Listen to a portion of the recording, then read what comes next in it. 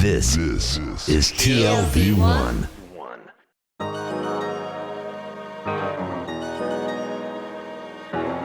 The Tel Aviv Review.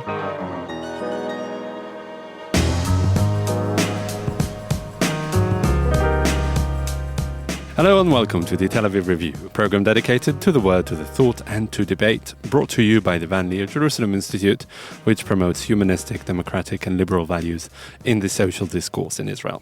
I'm your host, Gilad Halpern. And I'm your co-host, Dahlia Shenlin, together with Gilad. We'll be talking every week about literature and research and other fascinating literary products that have caught our attention. Our guest today is Bernard Avishai. He is a professor at Dartmouth College and Hebrew University, the author of The Hebrew Republic and The Tragedy of Zionism, among other books. He writes in The New Yorker and Harper's Magazine. But today we're not actually going to talk so much about Israel, rather about Promiscuous.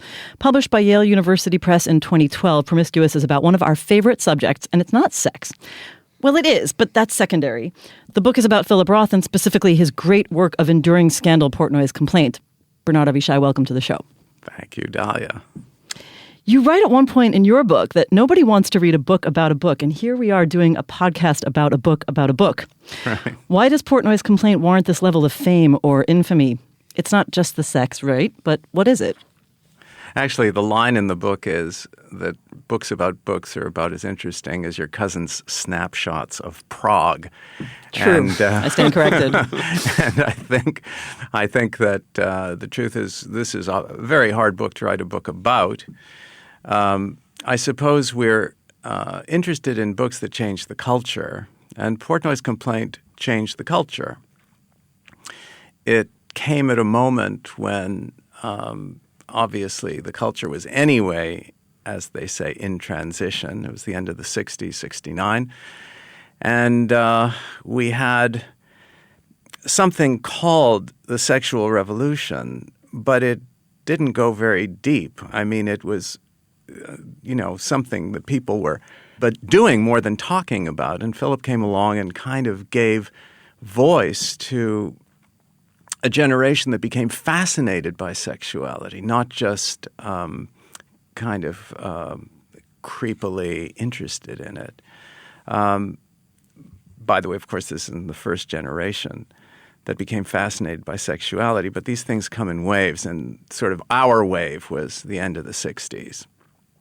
And Portnoy's Complaint gave us a kind of moment when we could look in ways that were peculiarly Freudian, which was also very much a part of the moment, at sexuality in a kind of ribald and popular way. So the book did change the culture, changed our attitudes towards everything from teenage masturbatory fantasies to Jews as sort of the embodiment of social restraint, changed our attitudes towards American Jewish life as a subject of novelistic imagination. Don't worry, we have questions about every single one of the themes you just mentioned. I have no doubt. I see Gilad kind of looking over the notes, and so I'm looking forward to fire away. I say. Well, I mean, what I think is interesting is that when I use the word enduring purposely because, and really this is a question though. I mean, you're talking a lot about you're using the pronoun our a lot, our generation, right. Our gang. So, is there something about this book that really does encapsulate that generation, as you put it, the people who are now over 60 in your book? But on the other hand. Or is there something really enduring and universal that speaks to generations today or not? Maybe the generations today don't have any more taboos, don't have any more of the kinds of things he was helping to transition from and to. Sure. I mean, there is a way in which your own generation or let's say people younger than your own generation will look at this book and say, ho-hum, like what's cool about that? Sometimes we don't appreciate axial works of art when they change our language so much that we begin swimming in the water they help create, and so we don't become so we're so adjusted to the water we don't notice it, and we're swimming in it. 20 years from now, who's going to think, wow, Jon Stewart, wow, what was so great about that? I was thinking about Sex and the City. A program I've never watched, Okay. I'm afraid to say. But it was really groundbreaking at the time, and now looking back on it 20 years on. But I still have to say that when you have excerpts in your book from Portnoy's Complaint, which I hadn't read since I was a teenager, and rereading them, you can't, I couldn't help but laugh and blush all over again. What is that? I mean, there was nothing restrained and transitional about my generation. So why does it still shock us? I suppose you laugh not simply because of what he's talking about, but because he's doing it in a way that's so creative. I mean, we have to remember this is a book which, although it was mistakenly understood as a confession in the form of a novel, was actually a novel in the form of a confession, and a very specific kind of confession. It was a psychoanalytic couch's confession. So you laugh because the whole thing is structured in such an inventive, interesting way. And if you have some smidgen of understanding of how psychoanalytic theory works, you understand that the book is really beautifully crafted. It's like this powerful satire that satirizes not just teenage imagination in the memory of a grown-up man who's remembering how he felt as a teenager, speaking to a psychologist or a psychiatrist, more precisely. But he's also satirizing the whole psychoanalytic process itself. So you're laughing because it's so inventive. It's not simply that he's talking about sex. I mean, Melville talked about sex. Hawthorne talks about sex. It doesn't make you laugh out loud. So did St. Augustine, for that matter. St. Augustine makes me laugh out loud because because he kind of talks about it in such an inventive, creative, confessional system. And you start laughing because of the kind of peculiar rhetoric that he's sort of working off. And I think the same is true of Portnoy's Complaint. If you have an interest in psychoanalytic ideas, it's a riot. I mean, he turns the whole thing around. Instead of having Oedipal tension, you have Oedipal victory. You have a little boy, so he's remembering it, who suddenly has to become responsible for his mother's sexual happiness, which is a much more difficult thing to bear than actually just having your father swat you. And he's kind of trying to figure out how to get along in life, having been thrilled narcissistically by this as a kid. And he's also kind of turning himself upside down to sort of please his psychiatrist. Why? Because the psychiatrist clearly is explaining to him that the reason why he's so screwed up is because his mother is so dominant. So the totemic person in the family is this folkloric Yiddish mother who's so concerned about him and doesn't want him to screw up. And the tremendous pain he feels is being kind of wrapped up in that concern. I'm worried about you, Alex. Alex, don't flush, Alex. I want to. What are you doing behind that door? What are you doing behind that door? And so freedom becomes kind of enmeshed in this sort of effort to throw off the peculiar kind of constraints he has in this peculiar Freudian drama, which has been reversed, where the mother is totemic and not the father. And so, you're laughing, I think, Dahlia, not just because he's talking about sex or masturbation, but because he's couching this all in this enormously interesting and inventive frame. And, it's not just the little girl with sexual curiosity that's laughing. It's the grown-up woman with an interest in literature, an interest in psychoanalysis, an understanding of history, and understanding what the 60s were. It's all of these things at once, which creates the fun. That brings me to a point that I think you quote when Roth writes, and maybe some of his notes about Portnoy's complaint, that masturbation made the book famous. But, quote, you're quoting him, that was the least of it. It was the aggressive rage, the ingratitude, the hatred that was the most shameful secret. And I think this is also part of what happens when I'm laughing at. I remember, of course, we probably all do, when we were teenagers having our first nascent, irreverent thoughts about our parents and feeling shameful about it. Why does our own anger make us feel this kind of shame, which I think is part of why we laugh? We laugh when we're embarrassed or ashamed. Well, to answer the question, obviously you can just go to Freud. I mean, we laugh, we feel ashamed because we love our parents and we don't want to shame them. I mean, that's kind of obvious. But in this case, it's a Jewish parent.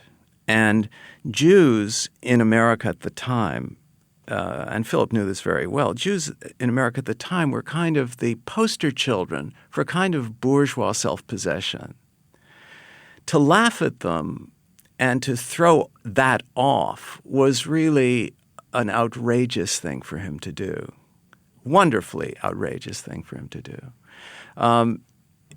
The Jews were the ones in West Side Story who, there was this old Jewish shopkeeper in West Side Story, and the sharks and the jets were having at it, and the Jewish shopkeeper saying, "Why don't you just get along? Why can't you just get along?" The Jew is always that person who, because of some combination of kashrut and knowledge of persecution, is the one who keeps civil society together, is the one who is the kind of stand-in for civilization. And suddenly he comes along and says, no, you're actually a stand-in for civilization and its discontents as well. Or a train wreck, as the case may be.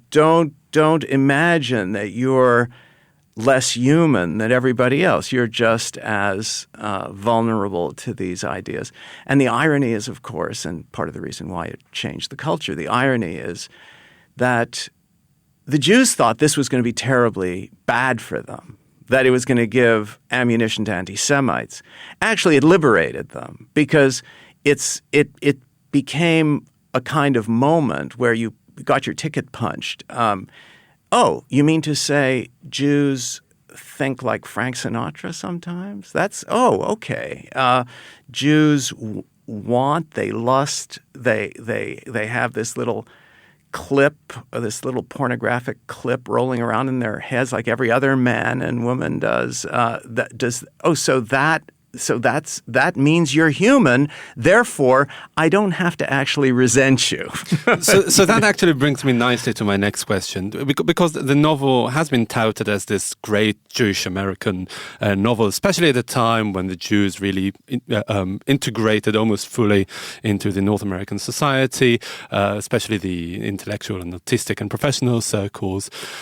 But as you say, and Roth seemed to be saying, it's more American than Jewish. And I think the whole obsession or preoccupation with psychoanalysis is really a case in point. And also the fact that in Israel, the book wasn't such a big deal as it was in America. So my question to you is your contribution in the form of the book and the other forms of engagement with Roth's work, is it a contribution that is solely or predominantly to the North American debate? Of course. I mean, when Roth wrote the book, he thought he was doing what sort of Sherwood Anderson was doing for WASPs. He thought, oh, wow, this is really cool. I can take my own community and turn it into material for novelistic imagination. By the way, I almost said exactly the same thing about writing about Israelis. Somehow Sherwood Anderson becomes the lodestone for everyone. But it is this idea that you look at kind of your Winesville, Ohio, and then you look at all the grotesque ways that the things that seem so commonplace, grow into grotesqueries. That was Philip's work on the Jews. The Jews didn't like that much because they were, the rabbis in the synagogues and so on didn't like that much because it felt like a kind of dangerous thing. Gershom Scholem didn't like it much either, by the way. But then he didn't like Hannah Arendt either. I mean, there's a way in which it felt like you don't actually want to out the Jews as being human beings. But you're talking about within the American But Jewish in the American response, it was completely But not just the Jewish American response. The Jew too. as a poster child for bourgeois respectability. That's what Philip was really getting at. The Jew in this case was the poster child for bourgeois respectability, and sort of by explaining that young people in the Jewish community had masturbatory fantasies just like the Italians and Puerto Ricans did and so on. It was simply a way of saying, hey, we have arrived. We have arrived in America. Yeah, I mean, it's an interesting thing to make a career about writing about the Jewish American experience, but actually bringing them to such a universal level. And I like this quote. Again, it's you quoting Roth saying, quote, Jews are members of the human race. Worse than that, I cannot say about them. That's right. And so I think he got that from Mark Twain, by the way. But it's the same. It's the same thing. Sure. Mm-hmm. So is Philip Roth really a writer more about Jews and the Jewish experience, or universal about the universal human experience, or American? Well, what he would say, of course, is that by writing about Jews, I am being universal. Right. That's his point. I write about my experience as a vehicle to human nature. Exactly. Okay. Well, let's talk about U.S. and Israel, because I think that's an interesting contrast. The heart of the book is this psychoanalytic confession, and it's very, very, self-analytic and self-critical, self-lampooning as well, often self-mocking. That is a distinctly un-Israeli quality. Israelis do not really love analyzing themselves and being self-critical so much. How does Roth relate to Israel in this book? I mean, you mentioned the scene where he tries to bed an Israeli. Of course, we've got other books of his that relate to Israel, The Counterlife, Operation Shylock, where you have a little cameo appearance. How does Roth encounter this society, which seems so different to the way he thinks? Oh, that's an interesting question. Look, I can't really speak for him. I can tell you, after knowing him very well for almost 50 years, he's not that interested in this place. He's not that interested in Israel. He's interested in Israel as a place where, as Amos Elon once said, it's the only place in the world you can tell anti-Semitic jokes and get away with it. It's like that is a big part of the climactic scene that you're talking about in Portnoy's complaint, where he's trying to bed the soldier and he starts talking about, I forget exactly what it was, and she says, "Oh, you're nothing but a self-hating Jew." And he says, "Yes, my dear, and they may be the best kind." That's, I think, what being a Jew really means to him. It's having this endlessly self-critical, verbal capacity. I remember once, I think he told me the story. He was sitting with Appelfeld and they were with Leon Botstein, and Botstein was just being, kind of brilliant and irreverent and so on. And he turned to Appelfeld and said, "We really can't stop making these, can we? We can't stop making these." That's what I think he cares most about. Israel, for him, is a little too earnest. It's a little too square, or at least it was through the years he was involved with it. The chalutz is not his type of person. There are plenty of Israeli writers today, I'm sure, that he would find it much more easy to get along with, but he doesn't have Hebrew, and it doesn't really interest him that much. But why is the chalutz, the pioneer, not an archetype that he would relate to? Because they're too content in some way. They're too kind of comfortable in the received wisdoms of their parents. They have too in some sense, smug conception of their own manhood. The self-critical faculty feels submerged within a sense of sacrifice for some larger, unexamined. Now we're talking about the chalutz in the 50s, right?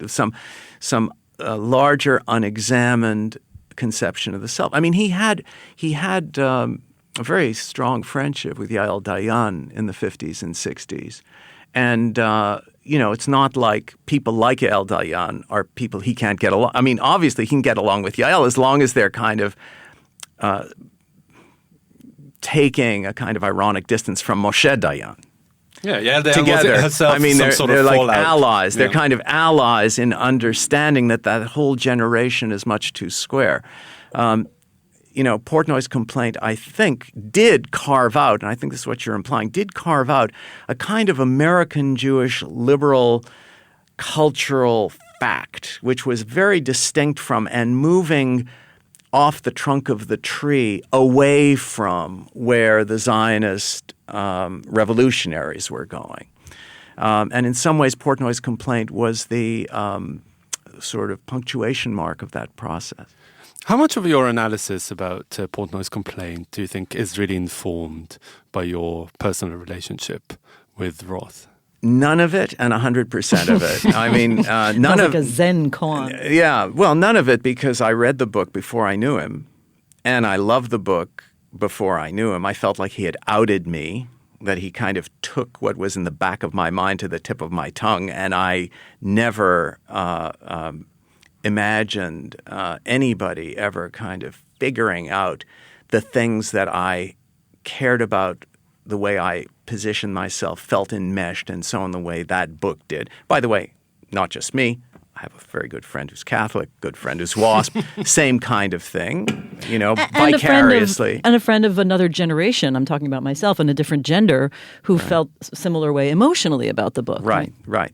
However, it's not an accident that the book had this effect on me.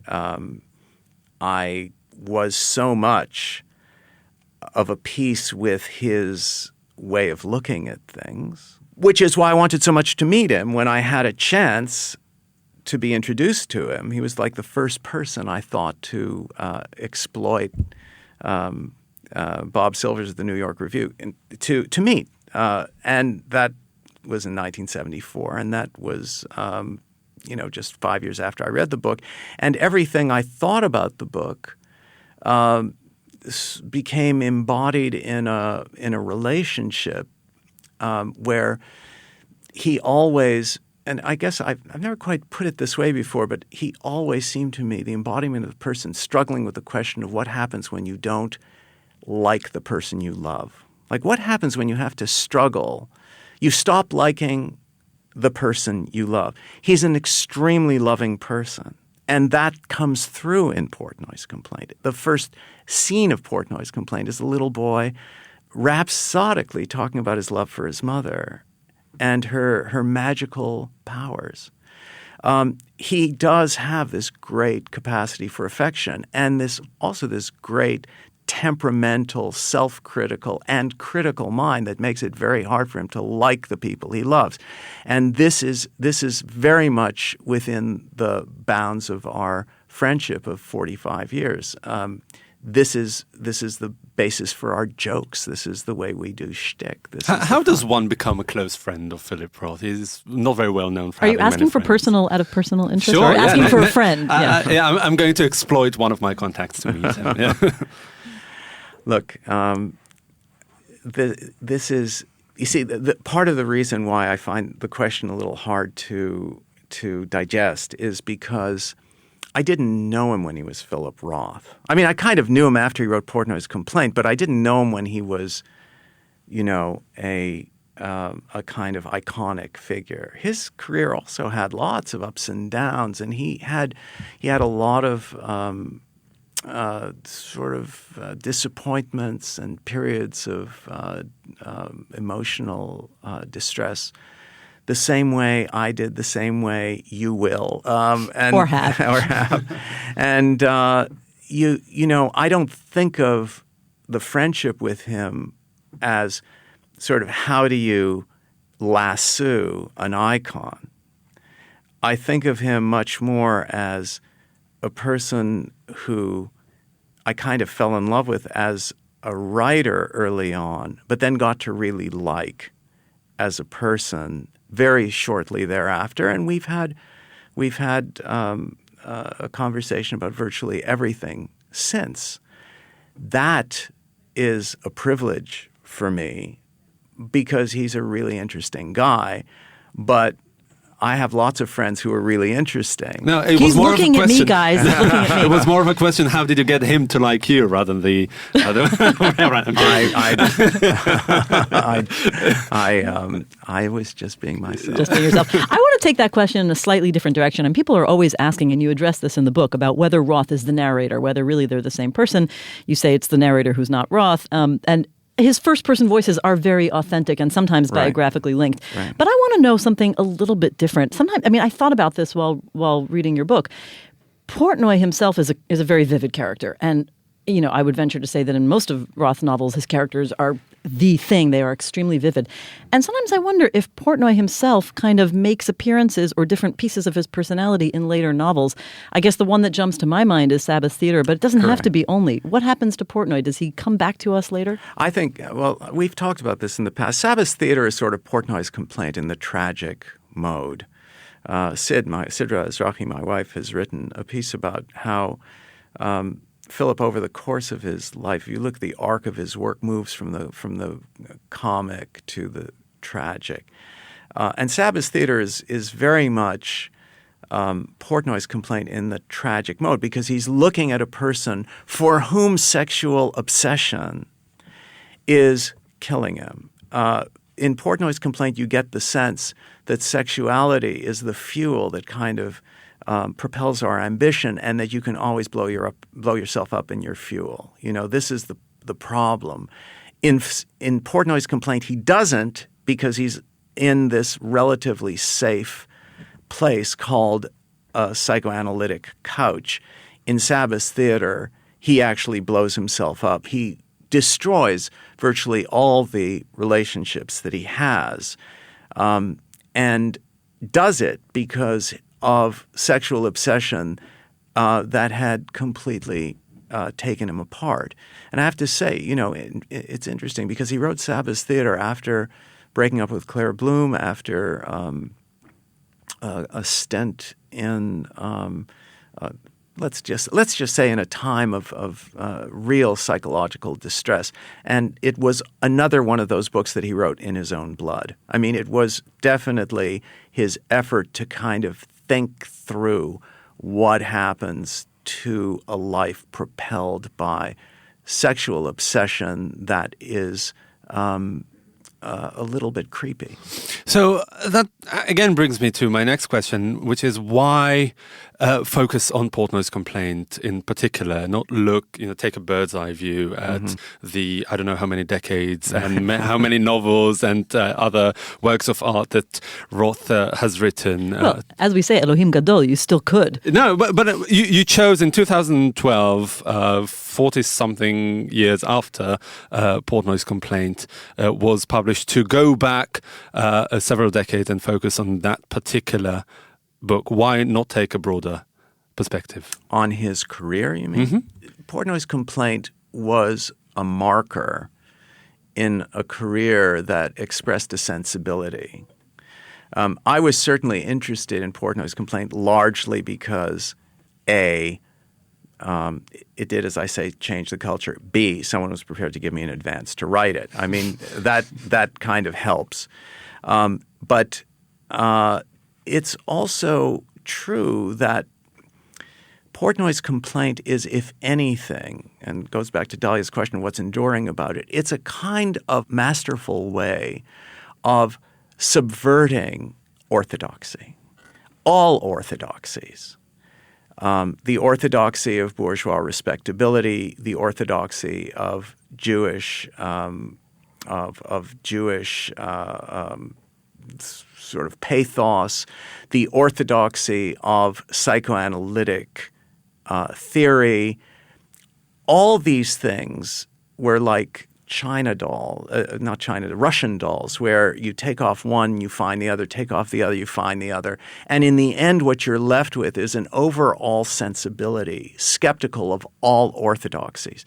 This is a profoundly important idea to Philip. This has always been his That you think thing. features predominantly in Portnoy's complaint as opposed to his other. Well, but I mean, I also will books? point out that the book, you analyze other works of Philip Roth in the book, so it's there too. It's not only Sure. And I actually mentioned Sabbath Theatre in the book as sort of Portnoy in the tragic mode. And I think that My Life as a Man, for example, which he wrote about 5 years after Portnoy's complaint, was one of his really great and not sufficiently appreciated novels, which I borrow from to explain his relationship to his psychoanalyst.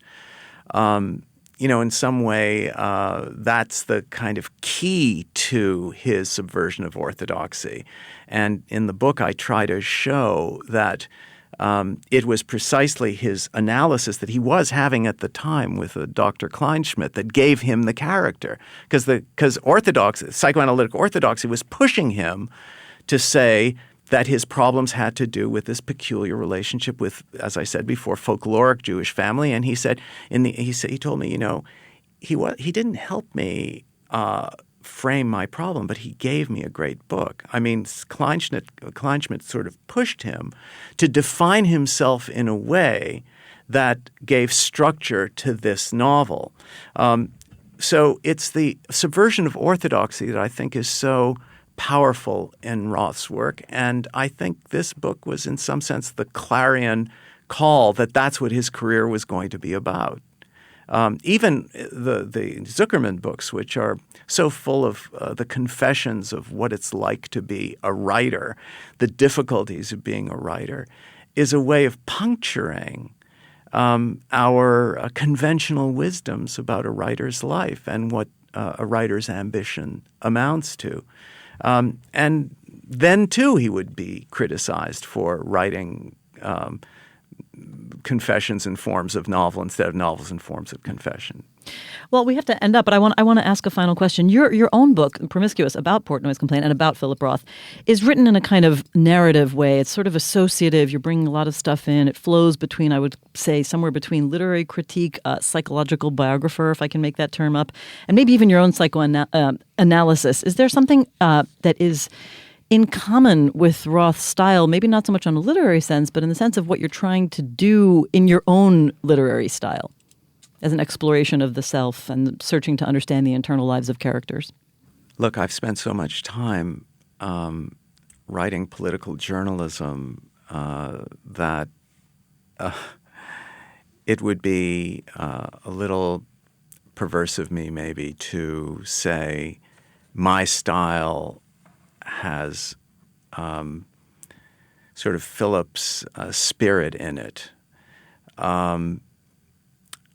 I would like to think that there will be other books I'll get out where I'll take this voice further.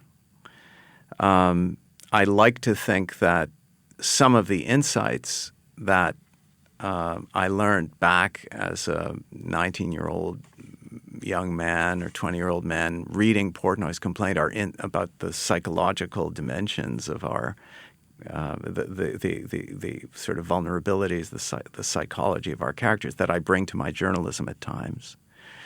But I'm no Philip Roth. I know I'm certainly no Philip Roth. Philip has a courage, a self-critical wit, an ambition, a discipline that very few people have.